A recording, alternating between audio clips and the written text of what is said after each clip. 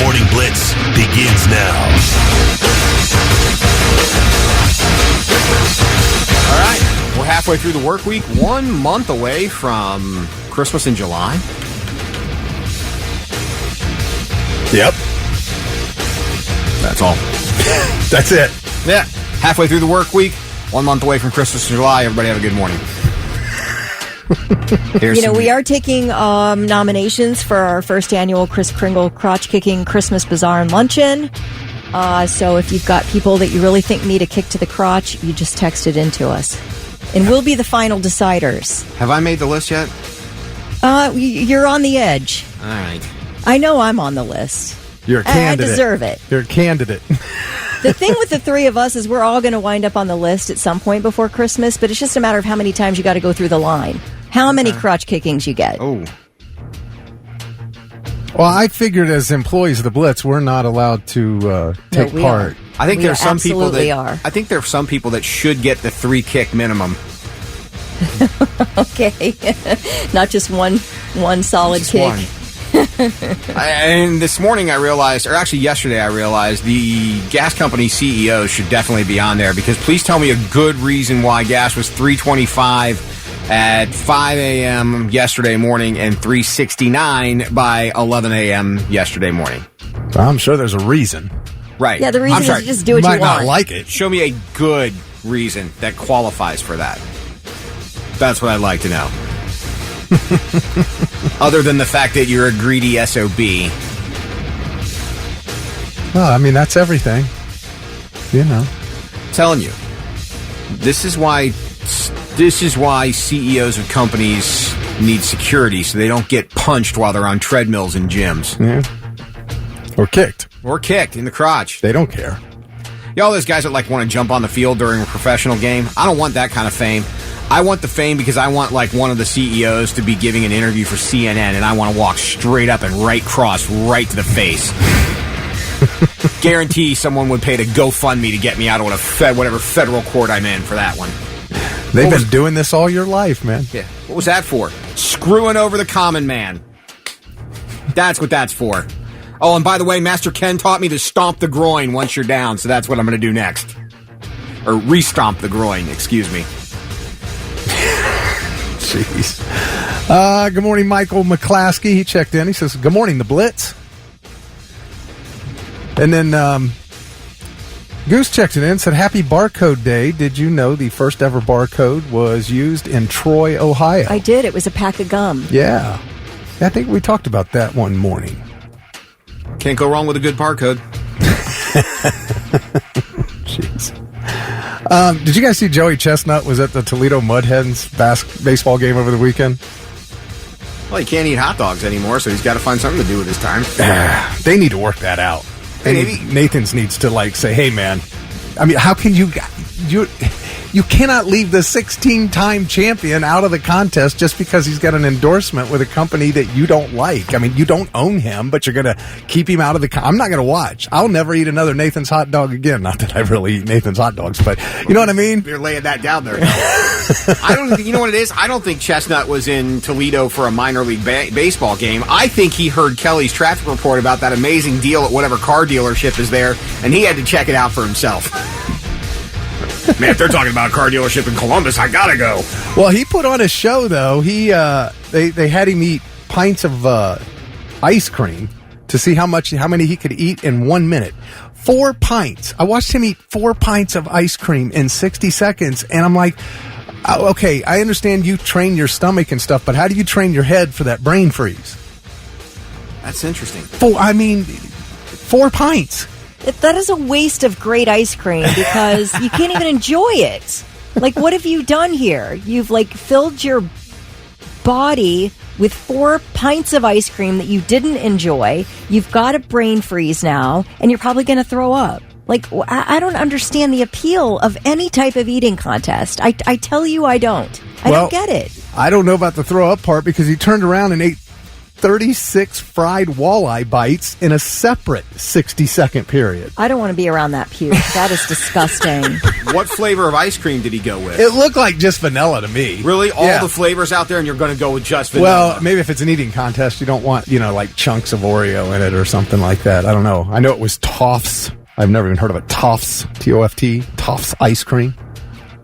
Let me just tell you. You said that a lot. Tofts. I've never heard of Tofts. If I'm going to put myself through the calories of eating 4 pints of ice cream or however many, I'm getting a good flavor that I want. If I'm going to ingest all those ridiculous amount of calories, I still don't think you can enjoy it. Why get your best? You're not going to taste it? Get the lowest calorie, grossest ice cream because you're not going to taste it. Yeah. Right.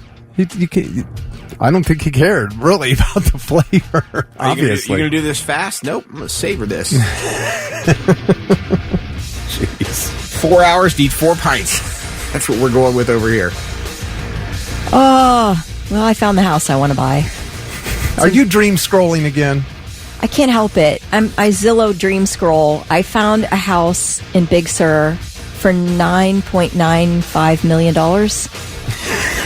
It's right on the ocean. Wow, your it is dream so scrolling, gorgeous. Your dream scrolling has increased. It really has. No, I'm I'm shooting big. I'm shooting for the stars. Kelly used to sit here and dream scroll houses like around her area, and she'd say, "Oh, look at this one. It's how much is it? Oh, it's $1.5 million. You thinking about it?" She's like, "No, I can't do that." Now you're looking at $10 million homes on the coast. If I can't buy a $1.1 million one, I can't buy a $10 million one. Why don't I just dream about the $10 million one? You guys, oh my gosh! I'll tell you what.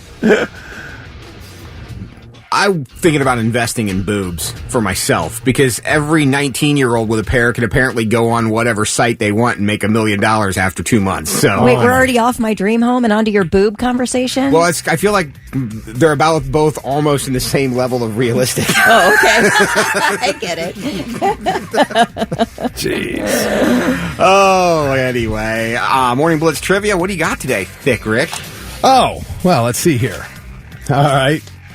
Something Kelly loves, Hallmark Christmas movies. My mom loves them, so I guess by default I love them too them for her. One reason, 2 words: Lacey Chabert. Yeah, she's awesome. I wonder if that's why my son watches those damn things. I don't get it, but anyway, there is a new one coming this Christmas season. It's called Holiday Touchdown. Wow. Which NFL team does it revolve around? New Hallmark Christmas movie coming this season called Holiday Touchdown. Which NFL team does it revolve around? Clearly, it's the Browns and Deshaun Watson. Oh, wait, this is for the Hallmark Channel. My bad. If you would have told me the hub, I would have clearly knew the answer to this one. First one to tell us the NFL team at 99,700. You've got $25 to waterbeds and stuff. Puddle of Mud on the Morning Blitz, 623. Stick Kelly and Lewis. Good morning. This movie, man. They're going to make me watch this movie. You know that? The Hallmark movie about football? Yeah. Gee. Let me tell you, though, it will leave you with a happy feeling. You'll be happy at the end of it. It'll be dumb, and the acting sometimes is subpar, unless you have, like, Lacey Chabert. She's great. But the acting's like, okay, I couldn't do it. But, we're talking Hallmark movie level. But they're delightful movies. You are going to be a happy person after you watch this movie. It's our Morning Blitz trivia question. A Hallmark Christmas movie, a new one, will be coming this season called Holiday Touchdown, and it revolves around which NFL football team? And no, it does not have anything to do with Travis Kelce or Taylor Swift, but the answer is the Kansas City Chiefs. Oh, Nina. Kansas City. You ever heard that, Red Kingdom? They play it during the Chiefs games, I think. Oh, yeah. Okay, I know what you're talking about. Yeah, Holiday Touchdown, a Chiefs love story. And it will be filmed in Kansas City, which I guess is the hometown of Hallmark. I did not know that. There will be a lot of filming at Arrowhead Stadium. It'll be the first time an NFL venue is in a Hallmark movie. We'll follow a female Chiefs fan whose family I'm not reading this right. I got to read it like the Hallmark, right? Yeah. She's a female Chiefs fan. Her family are finalists to win the team's Fan of the Year contest. She starts to fall for the guy in charge of evaluating the contest. But when her grandpa's vintage Chiefs Good Luck winter hat goes missing, she begins to doubt everything she believed about fate. Unless a little Christmas magic can throw a Hail Mary. I bet that one's going to tug at your heartstrings. The good thing is everyone lives happily ever after, always. Every one of them, huh? Guaranteed. None of them in bad? No, that's not the spirit of Hallmark movies, Thick Rick. Just once, though, don't you want to see one in bad? Yeah. Like the guy goes on a complete bender and wrecks his life, and then can't put it all back together. Like this girl, the female Chiefs fan, she finds out that the guy that's evaluating the contest, he's the one that sold Grandpa's winter hat, and she slices his throat. Yeah. Jeez, guys. That'll learn you. Right. Oh, man. Mess with me, you get cut. Get cut. Maybe you should start your own network, your own cable network, and you can make movies that Lewis you would like to see. To do that. A real life Christmas, just show a bunch of miserable people because they can't afford everything.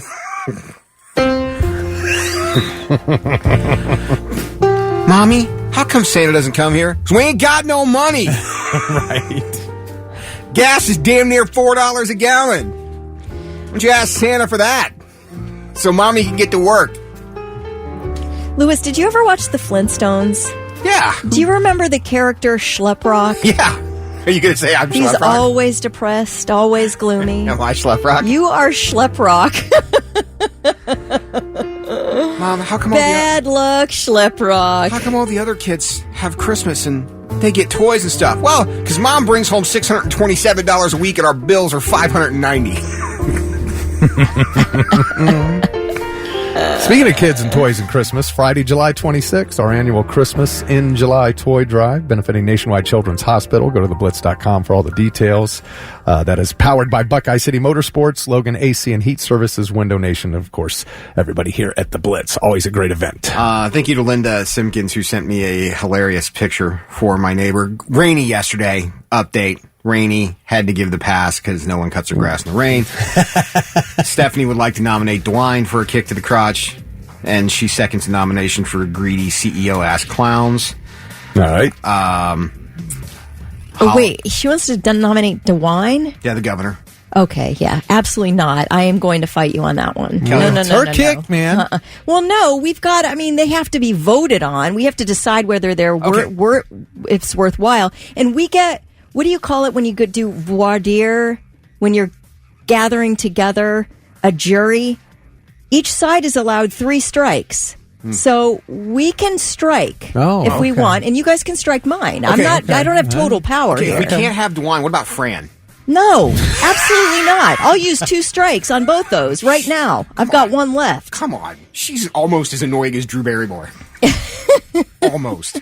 We'll all agree on Drew Barrymore, right? Drew Barrymore's on the list. Thank you. Yes. But no, I need to hear about why you want DeWine on that list. Danielle wants to nominate her hole of the ass ex-husband for crotch kicks. No worse person on the planet.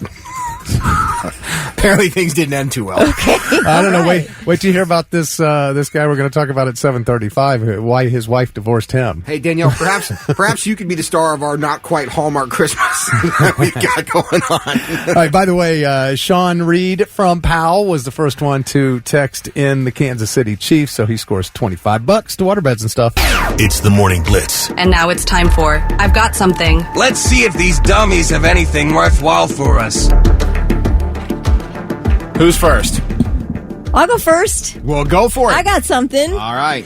On this date in 1948, the short story "The Lottery" was first published in the New Yorker. It's by Shirley Jackson. It is the single story that disturbed my little 13-year-old mind. We were assigned to read it in English class, and I reread it yesterday. It'll take you 15 minutes to read it. It's that short of a story. But Short. if you had to read it, You know what I mean. It's when you first realized your brain was powerful enough to conjure up the end of a story that was not written. It really disturbed me. It is still in there, along with other assigned reading, like A Good Man is Hard to Find. That was a disturbing horror story, and Young Goodman Brown. I loved reading horror stories as a kid, but they couldn't be slashers. They had to be like, you had to make your brain work, and The Lottery did that. I encourage you, there's a PDF for free online. Google The Lottery by Shirley Jackson PDF. Read that. It is a really great short story, and it'll lead you into other great Shirley Jackson stories like We've Always Lived in the Castle or The Haunting of Hill House. Anyway, I just want to introduce you. Oh, that's hers? The Haunting of Hill House? Oh, okay. Yeah. All right. She's the master of the deeply unsettling. All right. So that is my encouragement to you today, is to read The Lottery by Shirley Jackson. Well, when it comes to fiction, about 15 minutes is good for me. I like a 15-minute if book. you're a slow reader, it might take you 20 minutes. Okay. It's easy. I It's can live with easy, and that. it's free. There's a PDF online. All right, I've got something. What you got? Governor Ron DeSantis down in Florida signed a bill into law Monday banning the intentional release of balloons. It will prohibit Floridians from purposefully letting go of balloons, and if you do, you will face a fine for littering. And they're doing this because they can have, deadly consequences on marine life. They take years to break down, and they end up in the waterways where they are swallowed by marine animals. And, a lot of them die. They say they find dead manatees, and they find pieces of balloon in them. Sea turtles are another big one. How do they feel about a Chinese lantern? Because I love those festivals. I don't know if you can still let those go. But if you do release a balloon, you'll face a $150 fine for littering under the new law. And $50 of that would go to the Solid Waste Management Trust Fund. And that law will go into effect on July 1st. However, they will not fine you if you are under the age of 6. Okay. And you let your balloon Good to know. go. A 7-year-old, though, straight to jail. $150, buddy. Right? Get him, DeSantis. I got something. So, citizen's arrest. Anybody ever want to make a citizen's arrest? Oh, every day. Okay. Not always the best idea. A guy was arrested a week ago. He allegedly impersonated a police officer who, while trying to conduct a traffic stop. Well, the guy he pulled over was a real detective. This dude went as far as to flip on his illegally installed flashing lights and siren, and then found himself in handcuffs. Dude's 45 years old, was booked with false impersonation of a police officer, possession of a fraudulent identification, and improper lights. Oops. Yeah. Louisiana law only allows law enforcement officers to use blue lights on vehicles. Apparently this guy didn't have that. The New Orleans said the detective thought he was only originally being pulled over by a legitimate officer, but then he had doubts once the flashing lights came on the truck. The detective was in an unmarked police vehicle, so he turned on his lights and drove behind the guy's truck. And then ordered to give him his fake badge, U.S. Marshal's service identification card, and said he was a deputy. Oh. Not a good idea. Anyway, he's, now facing Straight some to charges. jail. So you gotta be careful. Bye-bye. I've got something. 6:49 on the Morning Blitz. Stick, Kelly, and Lewis. Good morning. See Luke's text? Luke. Back in 1986, Cleveland set a Guinness record for a balloon release. It had deadly consequences, and because of it, Guinness removed that record as a category. What were the deadly consequences? That's the most interesting part. He said to look up the Cleveland balloon disaster. I don't know what this is. I've never heard of this before. Cleveland balloon disaster. 1.5 million balloons Wow. were released over Cleveland, resulting in an unforeseen tragedy. Gosh, what was the tragedy, guys? Consequences. Here we go. Oh, well, guys, this is like Wikipedia freaking War and Peace. I'm guessing it went bad. Right. Okay. Louise Nowakowski's Arabian horses suffered permanent injuries because it spooked them.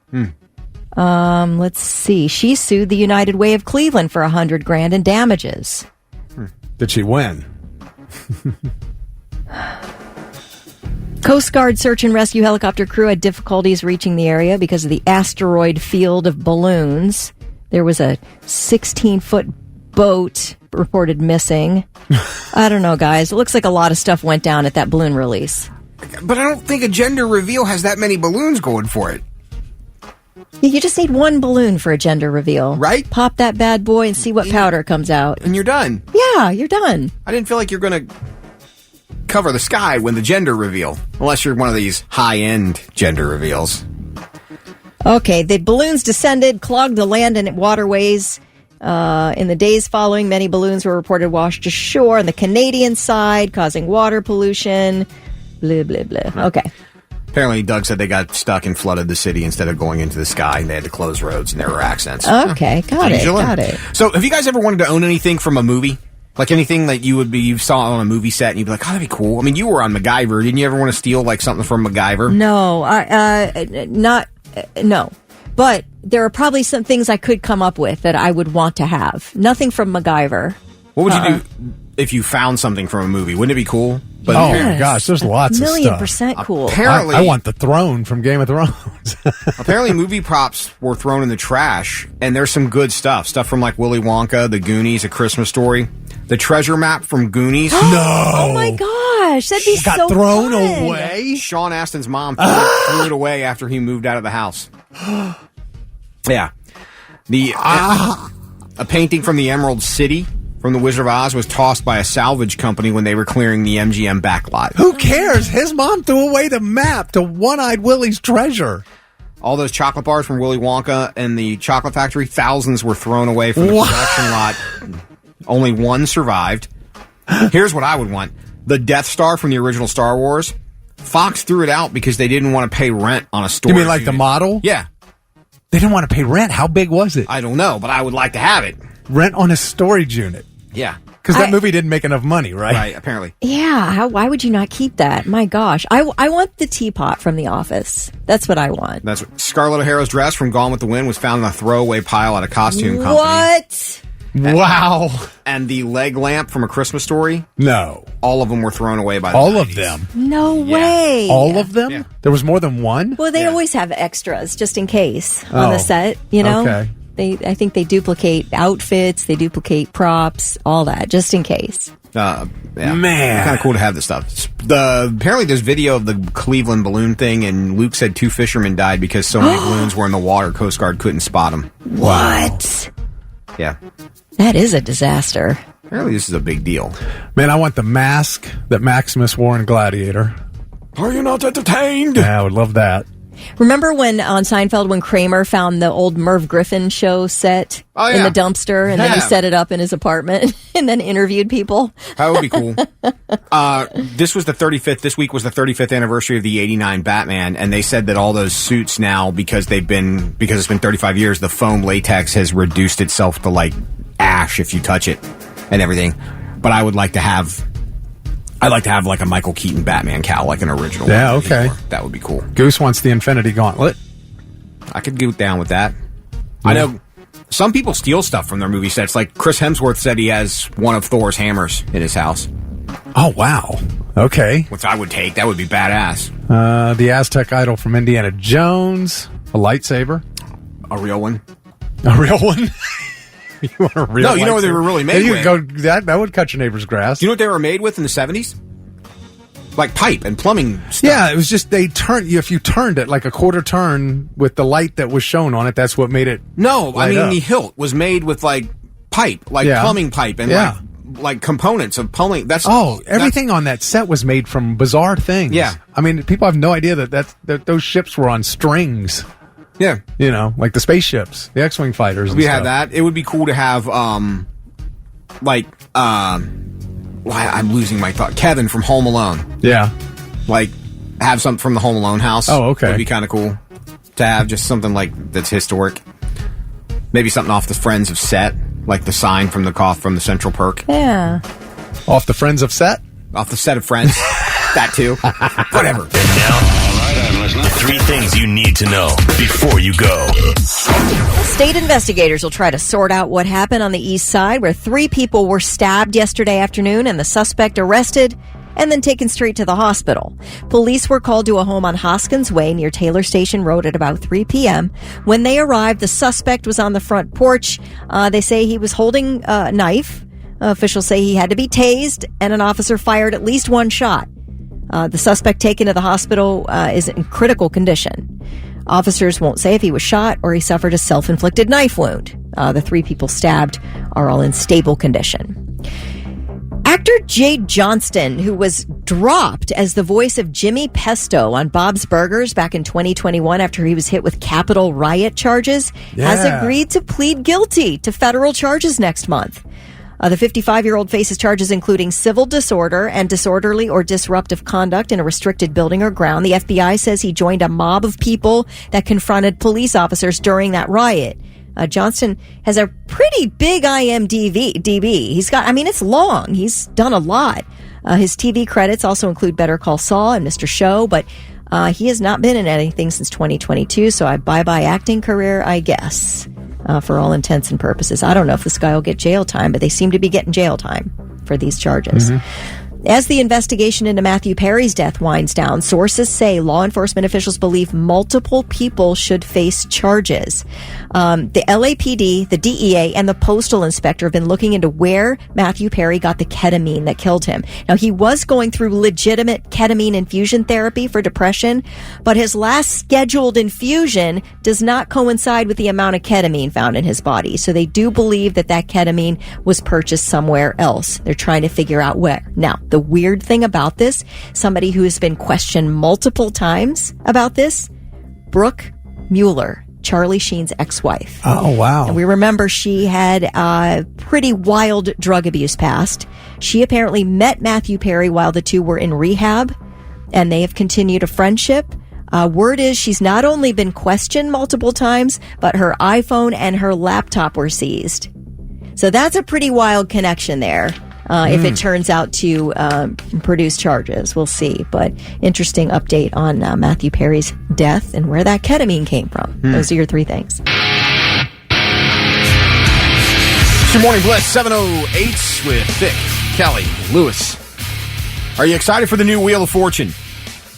I wasn't excited for the old one, but I did love Pat Sajak. That guy had a great sense of humor. He was so good on the spot. Anything you threw at Pat Sajak, he had some kind of funny quip. Yeah, it's going to be interesting. Is it different with... I would think it was different with Jeopardy and Wheel of Fortune because Pat retired. Alex passed away. Difference. Yes, there's a big difference, I feel like. Jeopardy fans all knew there had to be a replacement. Right. And everybody sort of came down on the side of the guy they have in there now, Ken Jennings. Ken Jennings is the perfect choice for it. He's amazing. Because he's not, trying to be Alex Trebek. Yeah. Right. And he doesn't have a co-host. To have chemistry with. This is true. It's just him. Although I don't know how much chemistry was required with Vanna. She turned letters. Yeah, and isn't Ryan Seacrest kind of a robot with human skin? Odd. He's something. We know. He just seems very, I don't know. I guess the guy's successful. I shouldn't crap on him. I was telling Rick earlier, I met Ryan one time, and it was very, cordial. I was with a bunch of other people, so, it wasn't like we were kicking it, having beers or whatnot. But I know I know a couple of different people who have worked with him. One of whom will say he is the greatest person that they've ever worked with in life.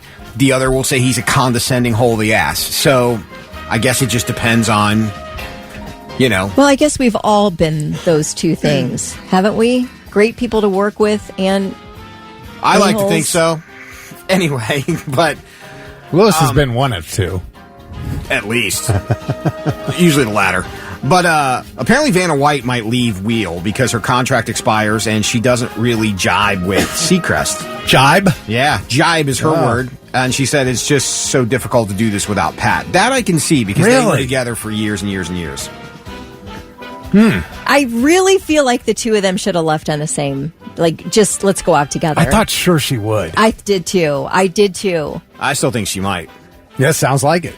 I feel like they could have made... Pat deserves some accolades. That guy is a pro. He's amazing at his job. But Vanna is part of it, like part of the team. Like they should have walked out together. Well, I think live with Ryan and Kelly didn't work because Seacrest and Kelly are two of the exact same people. She's difficult to work with. Outside of Regis, it's been a revolving door co-host with the exception of her husband of 20 plus years or whatever, 30 years, because she knows how to deal with her. Well, this will not look good for Ryan if she walks away and, he's like, oh, Savannah didn't like you, huh? Yeah, that's the risk right? of not leaving with Pat is you're making Ryan look pretty bad. Yeah. Who can't get along with Vanna? I mean, she's elegant. She's lovely.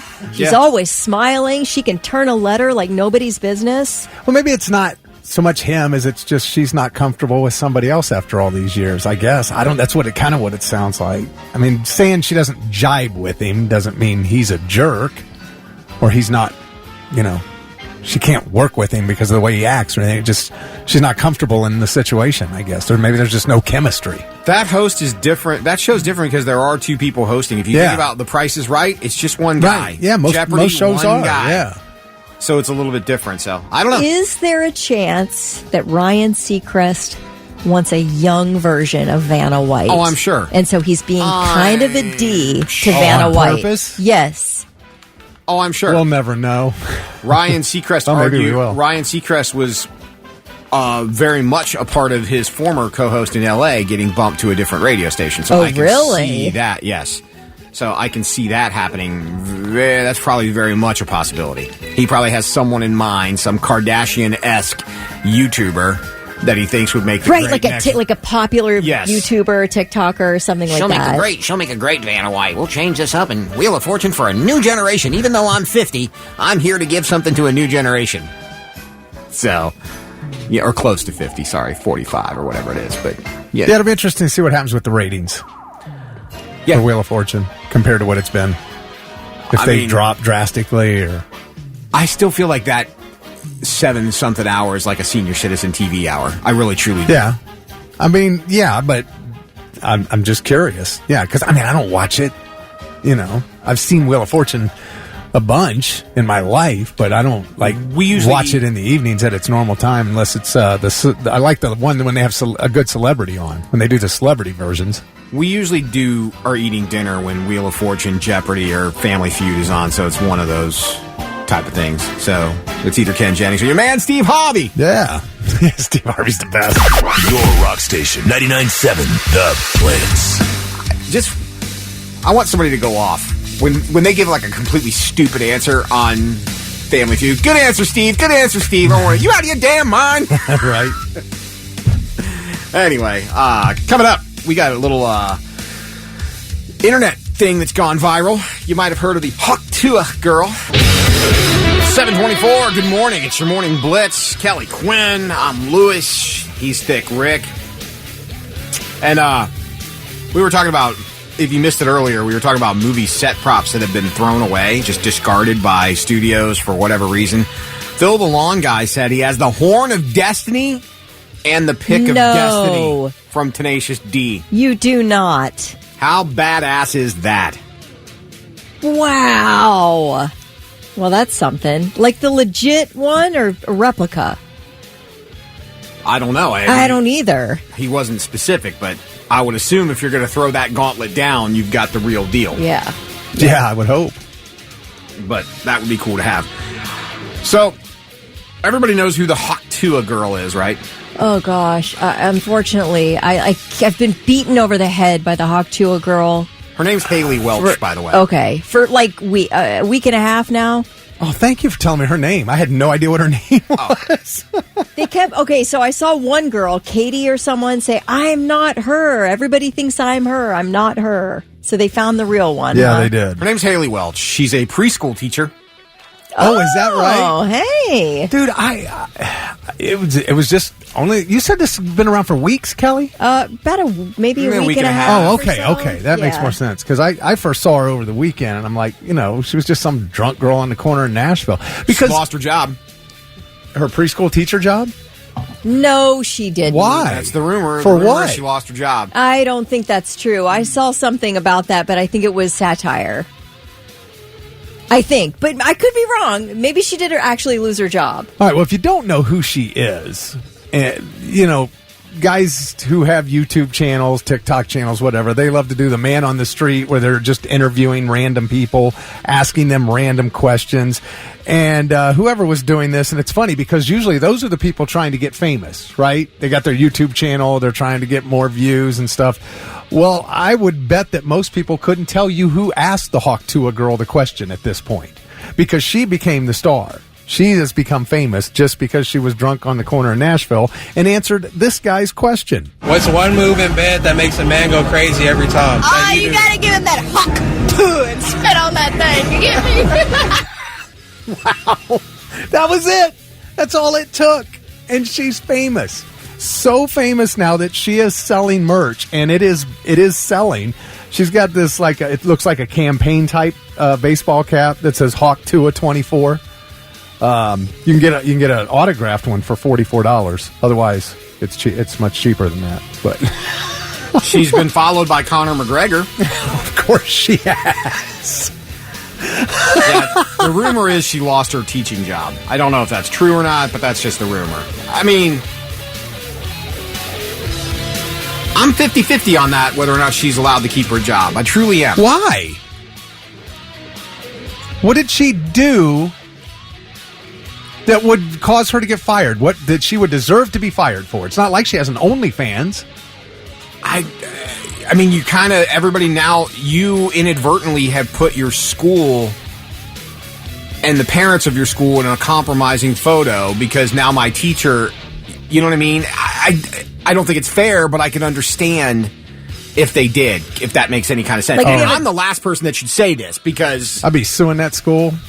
But if you have a code of conduct that you signed with your, I don't know. She didn't intend for it to happen, but did she say a bad word? Everything.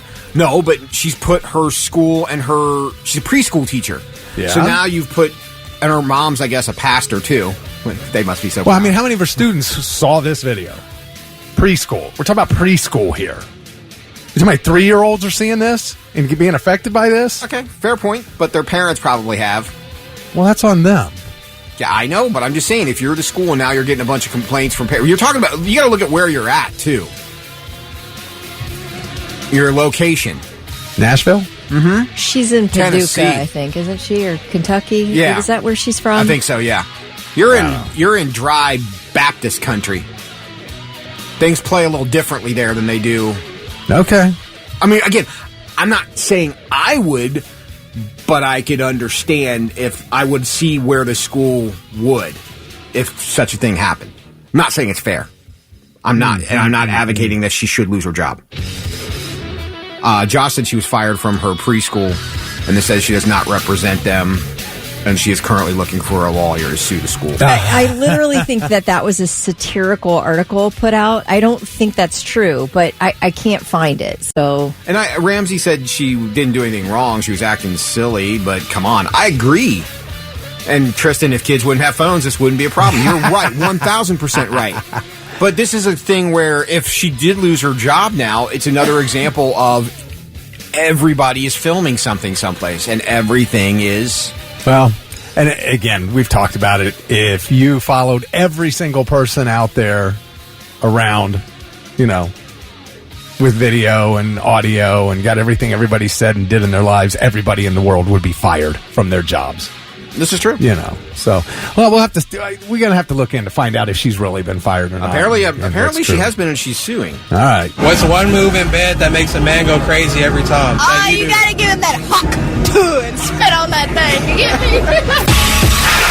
me? Good morning. It's the Morning Blitz, 7:38 with Thick, Kelly, and Lewis. And Doug, sounds like the Hauk Tuah girl needs sugar. I have to ask him that. She needs him? For legal purposes. Oh, okay. I mean... Yeah, I saw this article. It's from the Tuah County Tribune, which is a Tuah County's #1 publication for satirical laughs that says Haley Wellington... Welch. Well, this says Wellington. Well, they're wrong. Basically, says a local preschool teacher has been forced to resign from her job after a girls' trip to Nashville. It's all satire. Like, this whole article is satire. So if she's actually been fired since, I can't find any record of it. Well, there's a difference between Haley Wellington and Haley Welch. Well, there is, but they're both talking about the same girl, right? Maybe, I don't know. Well, being a satire Are there site, two Hauk Tuah girls out there? what I'm thinking, There are a lot of Hauk Tuah girls out there. because it's a satirical site, they probably didn't use her real name. Maybe they changed the last name on purpose. Yeah, I don't know. I don't see how you can fire somebody for that. I feel like that would, unless it's like, is it some type of like religious school? It's Baptist country. You've heard about the crazy Baptist group that protests everywhere. Westboro? We know what she was talking about. Right, for sure. You know. I'm just saying things are different. There are parts of the world where things operate differently. That part of the world, I think, is Paducah a dry country? I think Paducah might even be dry. They sell booze. I don't know.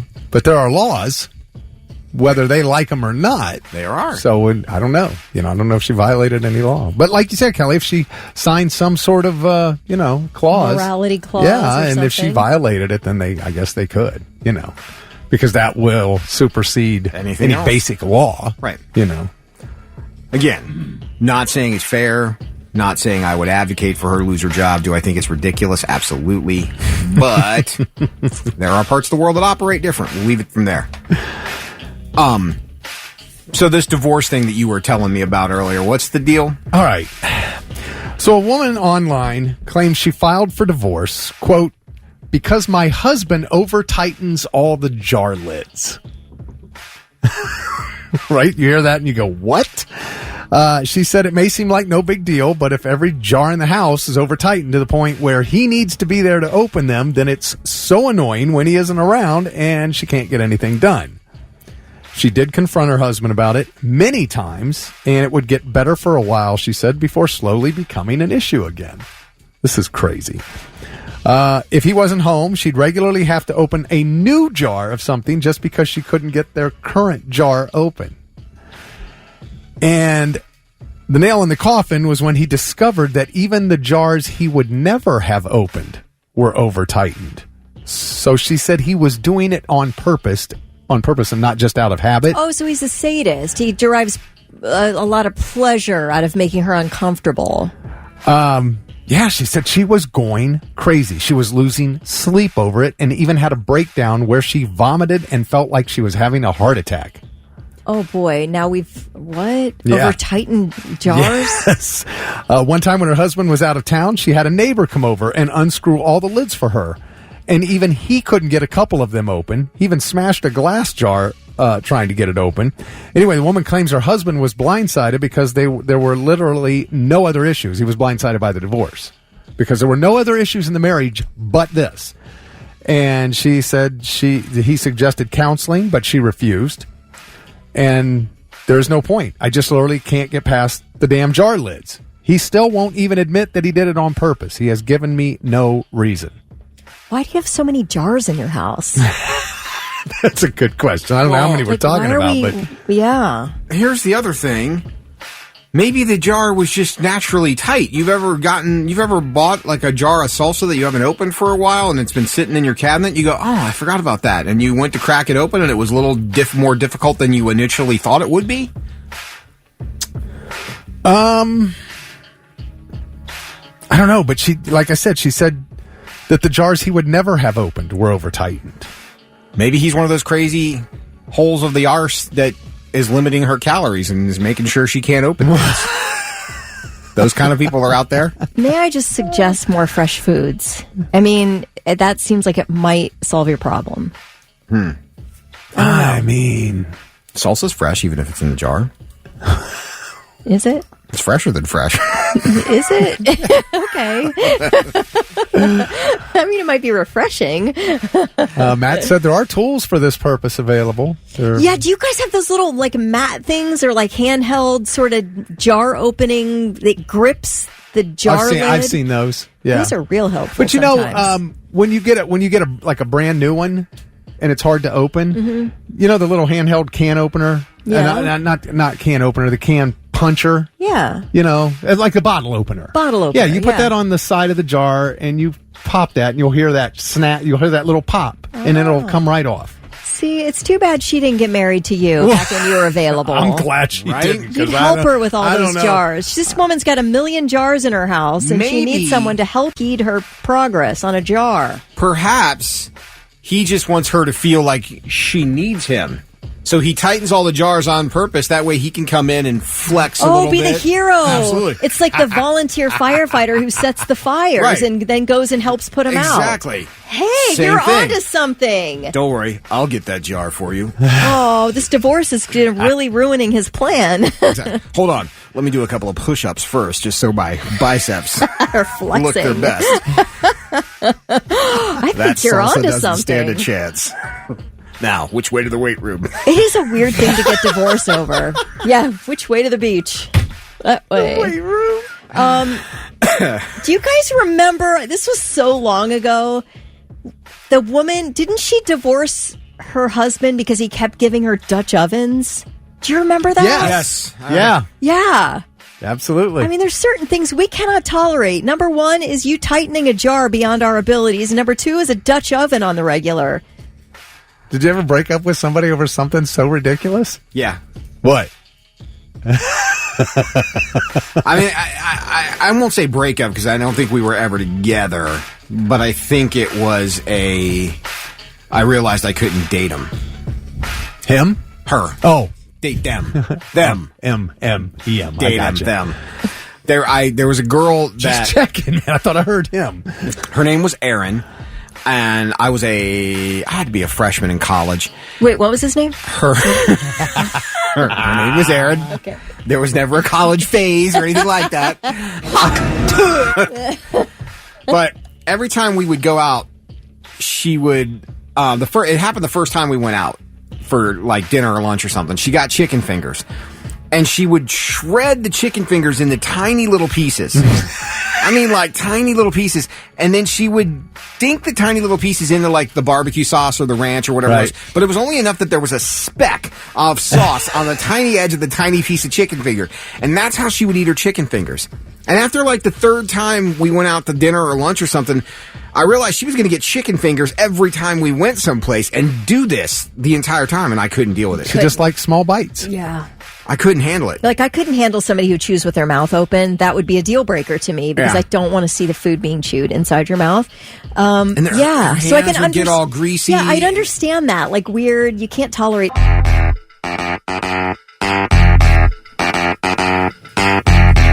Stick Kelly and Lewis, the Morning Blitz, 7:51. Good morning. Ryan said, I've been with my wife for 10 years. I do most of the laundry in the house. She refuses to turn her clothes right side out before putting them in the laundry basket. I've argued with her about this for years. I just started hanging her clothes up inside out. If she doesn't want to fix it before they get washed, then she can fix it when she wears it. Wait a minute. She refuses to turn her clothes right side out? No, so if you take off a shirt and it's inside out, she refuses to flip it back. A lot of people wash their clothes inside out. Well, he doesn't like it, is what he's saying. That's what he's saying. Well, tell her to do her own laundry.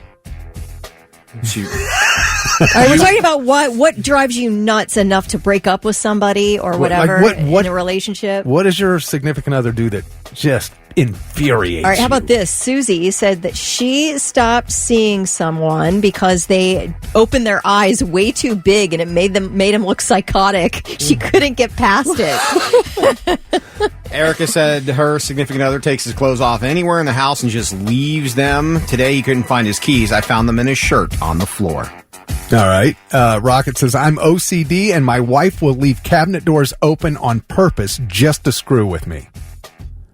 Ooh. On purpose. See, I don't like the purposeful, antagonizing. That is a weird move in a marriage or a relationship. Why are you purposefully antagonizing someone? It makes no sense. I would like you to discuss that with my wife because I would like to know why she does it to me. Anthony says I don't she know. loves to F with If you me. tell her to stop doing something and she keeps doing it, to me, there's some passive aggressiveness there. She says, "Oh, you love it." Is there something you need to work out? I don't know. Come on, let's talk about it right here on the radio. a little therapy, couples therapy, a little early. Did you read Curtis's? Were you going to read that one? No, I haven't got there yet. I was going to read Anthony, whose spouse does this extremely loud, high-pitched, obnoxious sneeze. Enough to make himself and the dog jump. It's so infuriating and over the top of a jump when you least expect it. A jump scare, yeah, okay. Jump scare. Curtis says, my old lady can't sleep without touching me. And I was like, oh, okay, here we go. But then he said, it actually drives me insane. She'll have her legs over my legs and on my hip all night. I can't push them off. And in her sleep, she'll put them right back on me. Oh, no. Well, that's not her fault. Starting to think it's causing me hip problems from the weight of her legs on me every night for almost 2 years. Oh, my God. He said it drives him nuts. Wow. All right. What are circus feet?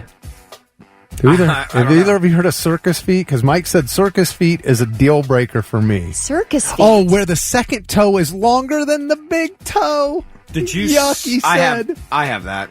Oh, well, you can't date Mike. Sorry, Mike. Steve said, buddy of mine left his girlfriend on the side of the road because she complained about listening to too much Hank Williams in his truck. Well... Right. Let's see. This one was Karen. My ex-husband would refuse to repeat things he said if I told him I didn't hear him. She said, for example, I was in a completely different room doing dishes and didn't hear him. He'd get an attitude and refuse to repeat what he said. She said, I also have hearing problems in my left ear, and he knew this. Would get really ticked off if she had him repeat something. I'm glad he's your ex. That's rude. This all started because a woman is divorcing her husband because she thinks that he puts the lids on the jars too tight and she can't open them on her own. But Ron from Subway said he had a pickle jar so tight once he had to get his oil filter wrenched to get the jar off. All right. Wow. It happens. It does happen. David said he broke up with probably the hottest chick he ever dated because I went to her house. She lived alone. She went to the bathroom and took a dump and didn't flush it. I couldn't keep going on with things after that. Yeah, that is weird, too. Why wouldn't you flush That's so aggressive. That is such an aggressive move. Right? Maybe she was trying to get him to not come back. I don't know, David. I don't know, man. I'm glad you got out of there. I mean, I hope you left immediately. Wow. Yeah. I feel like I've seen this play out on an episode of The Boys. All right. Appreciate your text, everybody. And now, all right, listener. 3 things you need to know before you go. 75 animals were seized from a property near Sunbury yesterday. What is going on out there, people? Humane agents and deputies seized dogs, rabbits, ducks, chickens, and turkeys from the property on Todd Street Road in Delaware County. Officials say there was evidence the animals were poorly fed and cared for. Officers say there was also evidence of possible cockfighting. No word yet on any criminal charges. Didn't we just have like a big possible dog fighting situation out there? Not at the same location, somewhere else. They got a bunch of dogs off a property. Yeah. Like pit mixes, etc. I don't know, man. Is there a Hauk 2 involved in that fighting?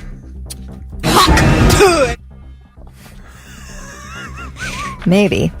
An Iowa woman, listen to this weird story. An Iowa woman's being held in jail on $1 million bond after authorities say the body of a Minneapolis woman was found in her back seat. A 32-year-old woman named Margot Lewis was involved in a single car crash on the freeway. So authorities arrived, immediately figured out the vehicle didn't belong to Margot Lewis. It belonged to 35-year-old Liara Sy. Well, a few minutes later, they found Liara Sy in the back seat. She was dead, wrapped in a bedsheet, a blanket, a futon mattress, and a tarp. Wow. She'd been stabbed to death. So they arrest Margot Lewis. She was in court yesterday. Listen to this. But apparently, she has taken a spiritual vow of silence and would only communicate by either writing or using some kind of sign language. So, this piece of work, anyway, no word on a motive yet. Jeez. That is an interesting move, too. I'd love to be involved in my own court process, but I've taken a spiritual vow of silence. Does that work? I really highly doubt it.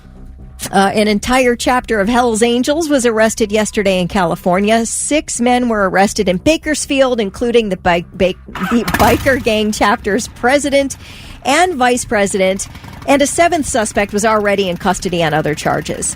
So more than 150 officers and ATF agents took part in this raid. They confiscated more than 24 guns, ammunition, high-capacity magazines, and gang paraphernalia. Like, what is gang paraphernalia? Motorcycles are usually clubs. Yeah. So what is gang paraphernalia? I don't know. It varies from gang to gang. Okay. I don't know. What is gang paraphernalia? Well, if you were a Blood or a Crip, it would be your bandana color. Okay. Oh, so they maybe found bandanas? Well, no, I mean, don't that's what know. I'm saying. It depends on what your club or gang is. It varies from gang to gang. I don't know that there's one thing that defines gang paraphernalia. Just weapons? I don't know. That's what I mean. It would change from situation to situation. Listen to this, too. Of the 7 Hells Angels members in custody, 2 are actually members of the Sons of Hell Motorcycle Club, which takes orders from the Hells Angels. So you're the Hells Angels bees, basically. Oh. So they're also arrested. You don't get out of it because of that. They're all charged with kidnapping, robbery, armed assault, and elder abuse. Come on, guys. That's a weird move for a motorcycle club. Elder abuse.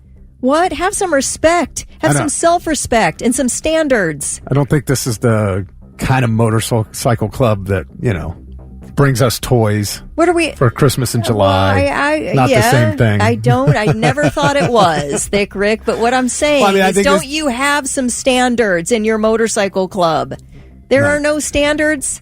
You don't take care of your elderly. Come on, guys. We're counting on you. If I had to venture a guess, I would say that someone called whatever the motorcycle vest insignia would be their gang. They would call it gang paraphernalia. Yeah. Oh, like their leather vests. Yeah, that's got their title on it, their name, whatever. Yeah. But again, like I said, you can't. There's not just one set of gang paraphernalia. It depends on what you're in. Yeah. See, and this here is the exact difference between a motorcycle gang and a motorcycle club. All right, so somebody Cuts. said maybe they found the Hells Angels Cuts. ID cards. Yeah, they're cuts. That's right. They're called cuts. Yeah. Thank you, Matt.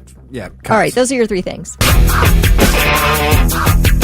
8:11 on the Morning Blitz with Vic, Kelly, and Lewis, and we've got your chance to see the Easy Riders Rodeo. A lot of stuff going on with this thing. Waylon Jennings, Denham Jones, Taproot. Wait. Not Waylon. Sorry. Whey. Like whey, spelled like whey protein. He's his, what we find out it's his grandson? Grandson. Yeah. Yeah.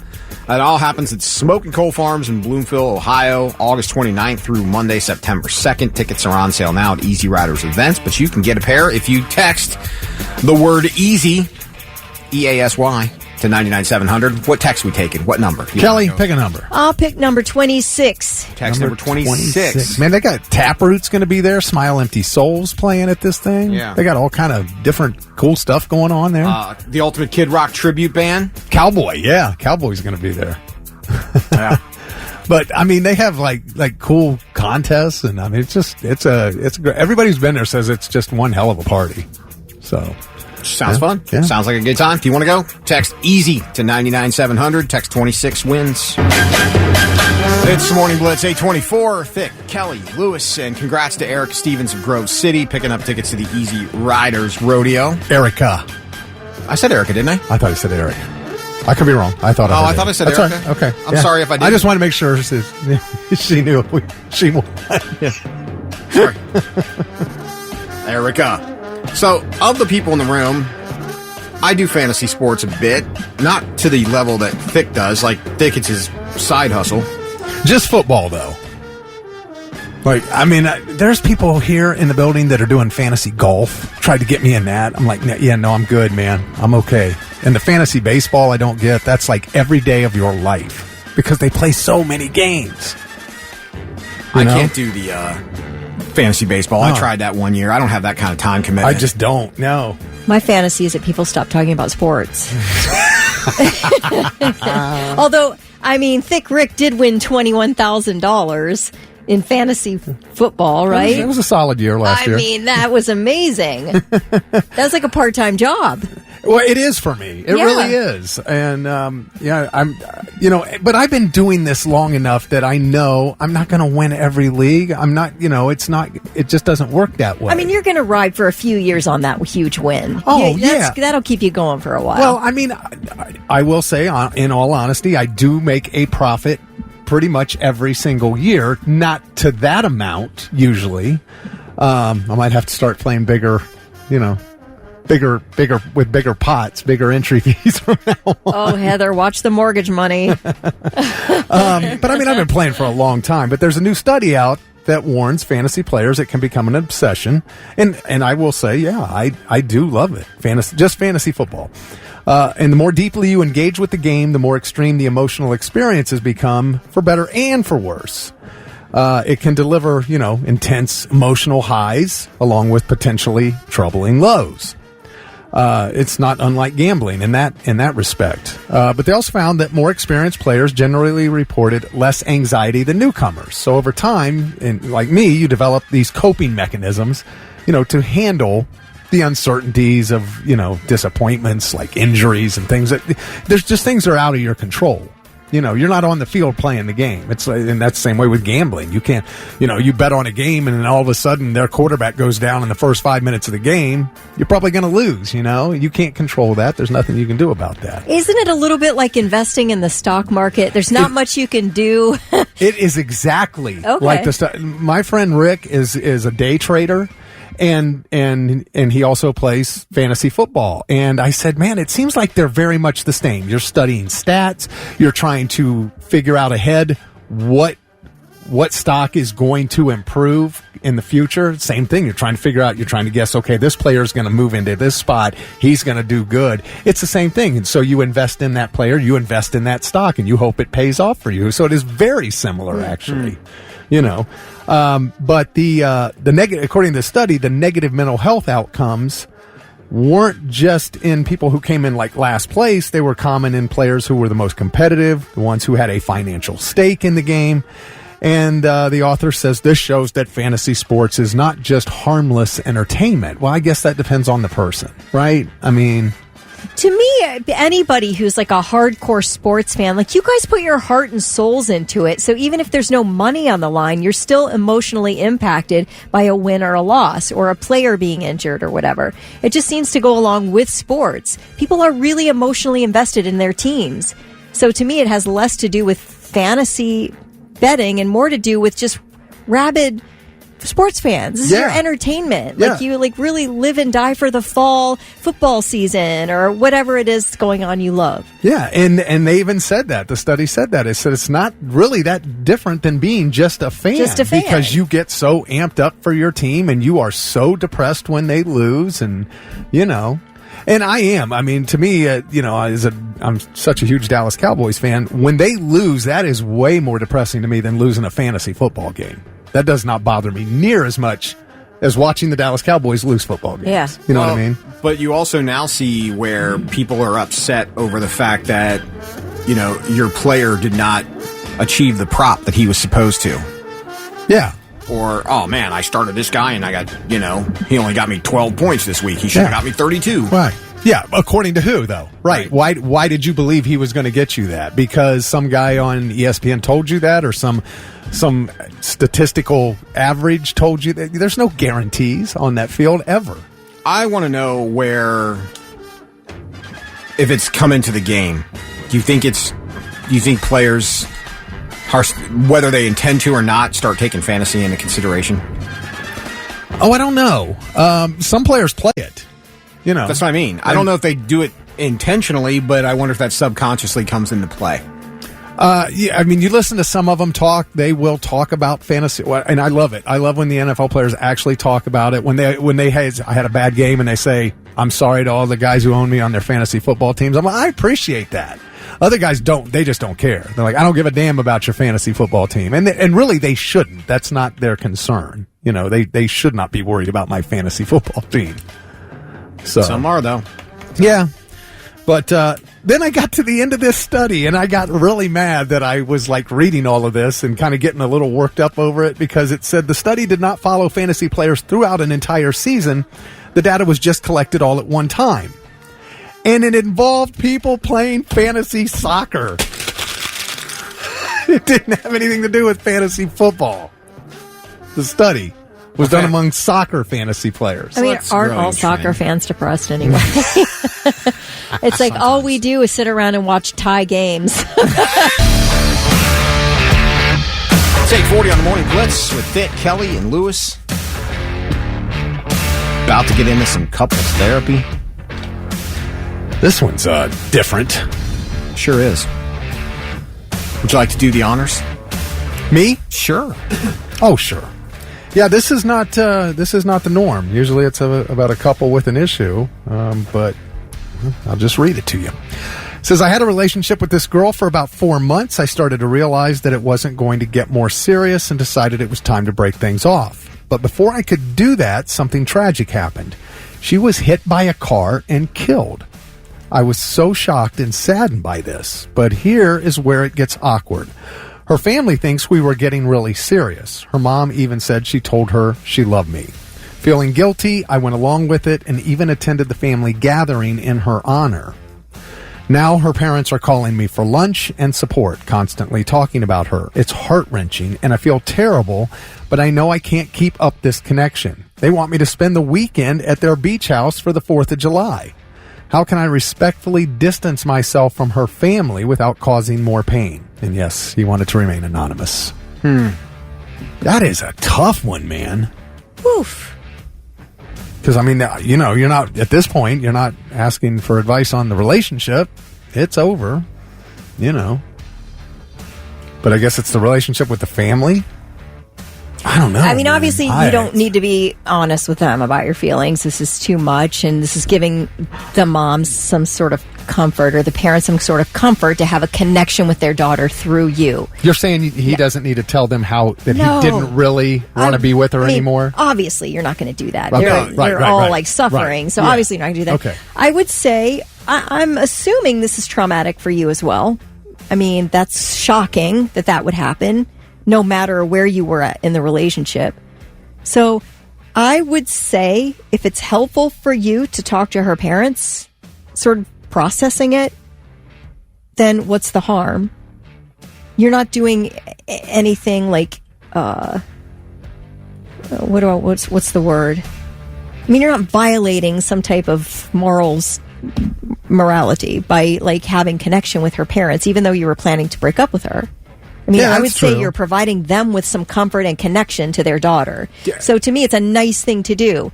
Also, they have a beach house, so don't be so quick. But I would say, listen, obviously it's awkward for you. You can just start stepping back nominally. Don't take all the phone calls. Don't make the plans. I think you have to be honest with them. Why would you hurt parents who just lost their daughter? Why would you lie to them? And He's not lying. He is. The mom said, the daughter said that she loved him. Where has he lied in this? He hasn't lied. He needs to say, look, your daughter was closer to me than I was closer to you. I'm sorry about what happened. Oh, you are high right now. No, have you sniffed glue recently? No. You are not saying that to these parents who just lost their daughter. Okay, he said, feeling guilty, I went along with it and even attended the family gathering. Right. Yeah. I understand going to a funeral for someone you know, but to pretend to the parents that you were more involved in their daughter than they were just because their daughter has passed away, all you're doing is furthering a lie. You're not being honest. Now you've got morality. Now you've got to shed your... I do in some cases. This is crazy to me that you would absolutely think that he should explain how he felt about their daughter, their dead daughter, to them. Yeah, because if you're going to stay in their lives based on a lie, it's just going to be worse in the long run. Wouldn't you rather say, listen, this is like obviously is shocking to all of us, and I appreciate being able to talk to you. Sometimes it's overwhelming for me. Like I can't do this all the time, and no offense, and I really am so sorry about your loss and all that, but no, I can't do 4th of July with you. And they'll get the hint, or just start being unavailable. Telling them how you really felt about their daughter is a cruelty. That is cruel. It's not telling you how they really feel. It's just hey, our relationship was ending when this happened. I'm very sorry, but I don't feel like I would be right to pretend that I'm something I'm not and come to your family gathering. Just because you lost a family member. It sucks. I get it. But one lie does not, all you're doing is hurting them more. What are you going to do when they find out? How would they possibly find out? If he's just being kind and not actually explaining that he was about to break up. We live in a social media world where all it's going to take is one picture, and then mom goes, oh, you got over our dead daughter pretty quick, didn't you? Well, he's got to move on with his life. Depends. He might already have been moving on. They were only together for 4 months. Just saying. And that, again, that's the other thing. That's the other side of it. You were only together for 4 months. It's not like you were in a 5-year relationship with this girl and then she died and you had built a connection with their family. No offense, you haven't been around long enough. You weren't even around long enough for a hockey season to take place. Dominic said, screw it, milk the crap out of it. Might meet a hot cousin or something. Yeah. I don't remember. I don't know the reference because I guess I just don't know the episode. But Ronnie said it's George Costanza. Absolutely, is the first thing I thought what of. Happened? Well, George Costanza was engaged, and his fiancée died from licking hundreds of wedding invitation envelopes with toxic glue on it. Oh, so she died. Wow. Her name was Susan Ross. So the Rosses, the parents, he was wanting to get out of this marriage. Big time. Really? Big time. Did not want to get married to Susan. So she dies. He's like, I'm free. But then the Rosses pull him in to be the head of the Susan Ross Foundation. Yeah. And so he's I did not see that episode. Completely wrapped up in that. Oh my gosh. Yeah. Again, he really is George Costanza. The higher calling here for you, sir, Anonymous, is to not add to the pain of these poor parents who just lost their daughter. Your job is to figure out how to ease back off this relationship with the parent. So we're going to just be dishonest with the people who have already had loss. Absolutely. You're lying by omission. That is absolutely acceptable in this situation. People that you don't really know that well because you've only been around for 3 or 4 months. You're fine with really killing the soul of 2 people who just lost their daughter.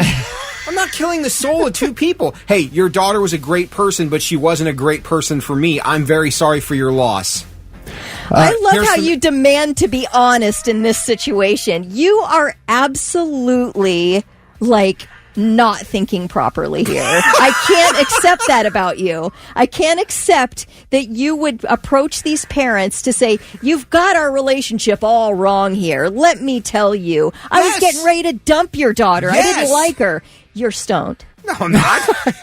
I mean, you did say we can smoke in the parking lot if we want to. Yeah. All right, James, the Pepsi guy, said Kelly's right. He can start becoming busy and tell them he's trying to move forward in his life. They don't need to know about his true feelings. They'll get the idea he's moving on. Like Chris said, maybe they think they're helping him when he goes, hey, look, you guys need to deal with you. I'm fine. I was ready to go. Mike Funk said, like Ms. Kelly said, there's a beach house involved. Larry said, find out if she has a hot sister.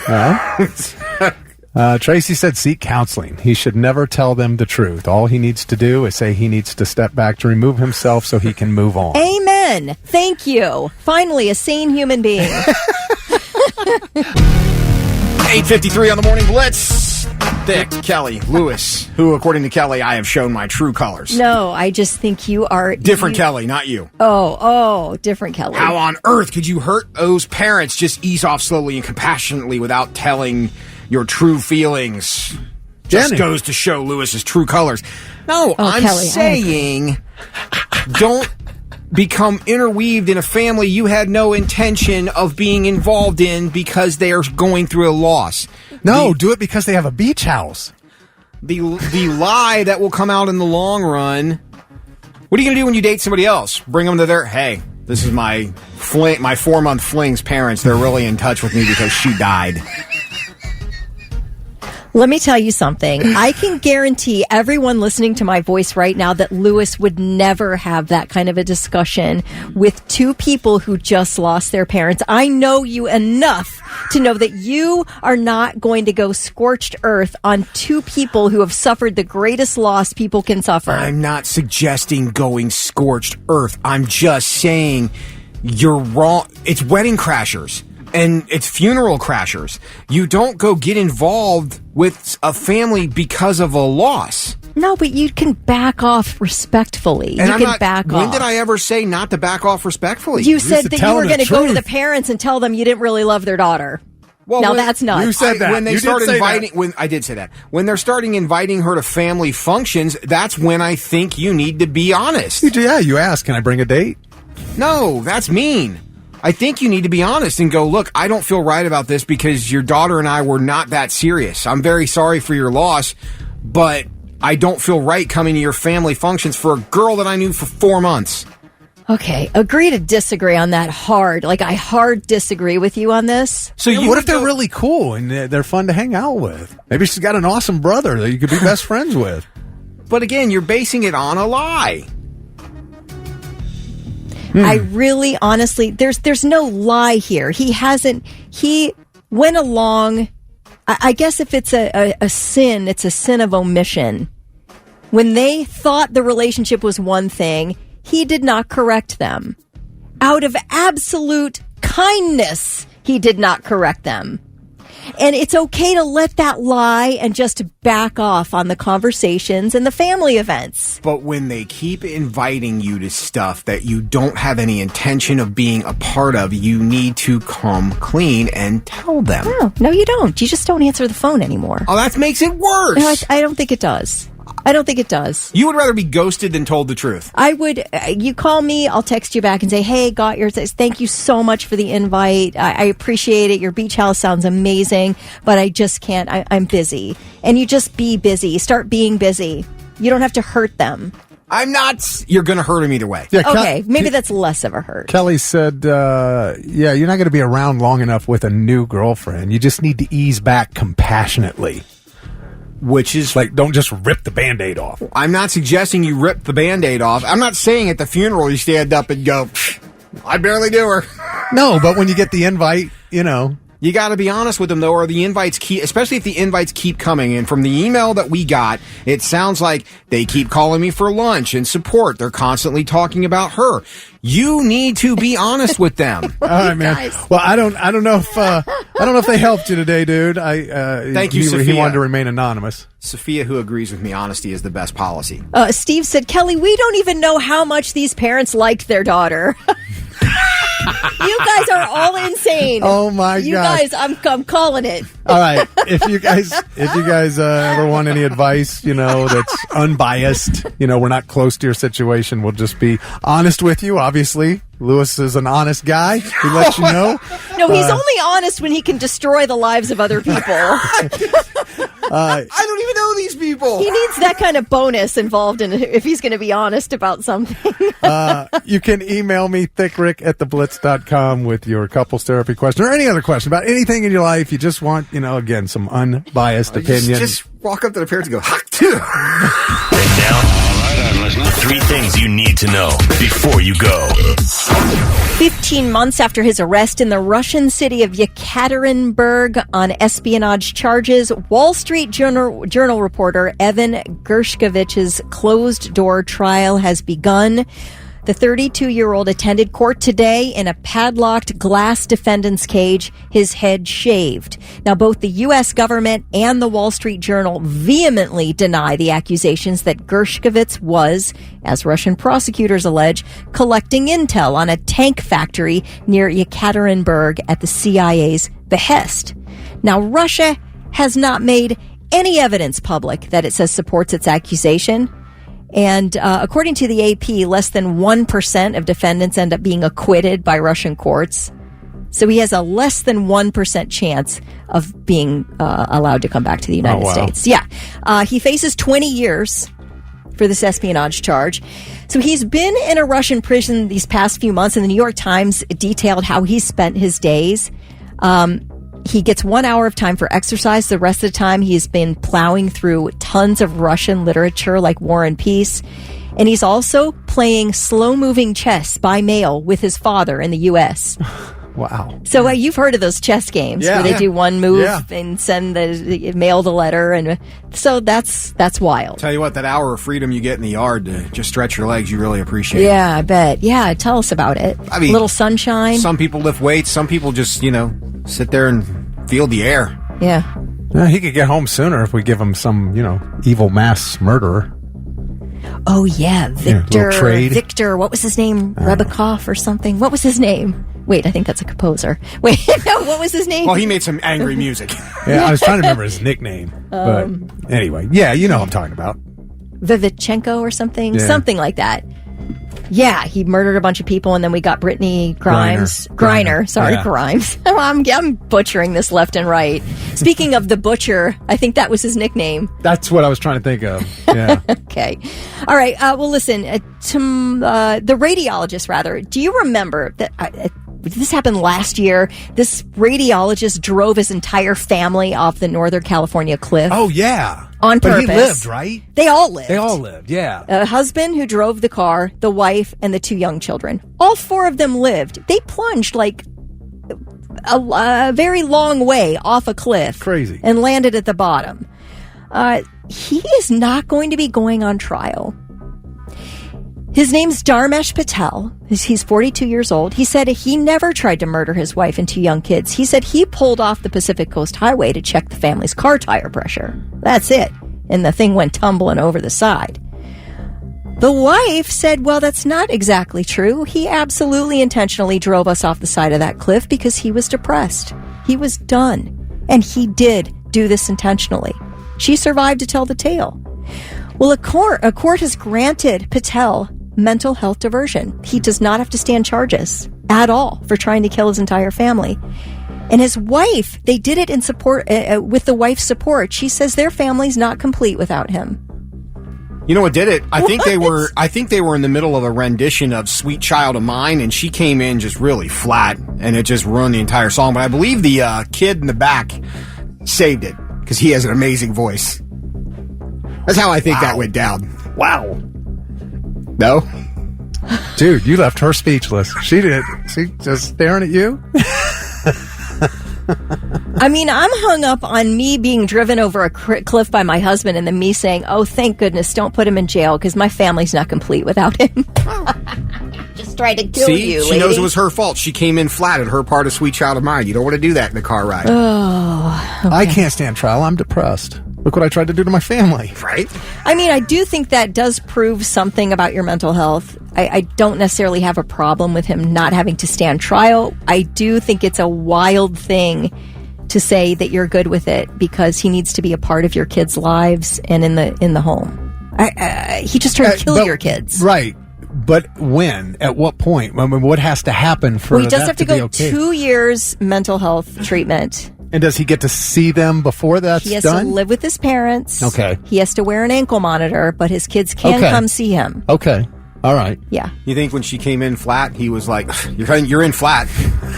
All this money we wasted on voice lessons for you to come in flat. You sound like crap. Okay. All right. Tomorrow night, season 3 of The Bear drops on Hulu. All 10 episodes drop at once. Star Jeremy Allen White, who plays Carmi, was at the red carpet premiere last night. And he talked a little bit about another project he has in the works. I want to know what you think about this. He will be starring as Bruce Springsteen in a movie about the making of Springsteen's 1982 album, Nebraska. Carmi will. Carmi He's will. Perfect for Bruce Springsteen. I think that is so, too. He is the person to play Bruce. I don't know how they pulled that off, but he's perfect. I love it. I mean, this is Jeremy Allen White's world, and we're all just living in it here right now. I mean, he's just really taken off. The Bear is so good. So good. And he did say on the red carpet that he's planning to try to do his own singing in this Bruce Springsteen movie. So that'll be interesting. Anyway, I thought that was kind of cool, and also cannot wait for tomorrow night and the bear dropping. You will have that show done by the end of this weekend. I won't, because Charlie and I watch it together, so we'll probably do one episode a week every Sunday. That's how we'll do it, so no spoilers, please, but I can't wait for the show to drop. All right, those are your 3 things.